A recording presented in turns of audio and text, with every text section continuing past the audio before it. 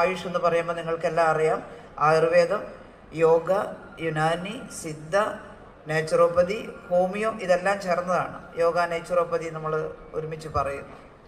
ഈ ആയുഷ് എന്ന് പറയുന്ന വാക്കിലെ അക്ഷരങ്ങൾ ഓരോന്നും ഇതിനെയെല്ലാം പ്രതിനിധാനം ചെയ്യുന്നു എന്നാണ് നമ്മൾ പറയാറ്.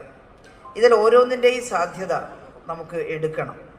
ഒരുപക്ഷെ അലോപ്പതി മേഖലയേക്കാൾ കൂടുതൽ രോഗപ്രതിരോധത്തിനും അതുപോലെ തന്നെ പാലിയേറ്റീവ് കെയറിനുമൊക്കെ ഉതകുന്ന ചില സംവിധാനങ്ങൾ ഈ പരമ്പരാഗതമായിട്ടുള്ള അറിവുകൾ സമ്മേളിച്ച ചികിത്സാ രീതികളിൽ ഉണ്ട് എന്ന് നമുക്ക് കാണാൻ സാധിക്കും. ആയുർവേദം കേരളത്തിൻ്റെ ഒരു വലിയ സംഭാവനയാണ്. കേരളം ഒരുപാട് ആ മേഖലയിൽ സംഭാവന ചെയ്തിട്ടുണ്ട്. നമുക്ക് പരമ്പരാഗതമായി തന്നെ ഒട്ടേറെ അറിവുകൾ ആയുർവേദ സെക്ടറിലുണ്ട്. ഇവിടെ നമ്മുടെ പശ്ചിമഘട്ട മലനിരകളിലും നമ്മുടെ തീരപ്രദേശങ്ങളിലും നമ്മുടെ വയലുകളുടെ കരകളിലുമൊക്കെ ആയിട്ട് ഒരുപാട് ആയുർവേദ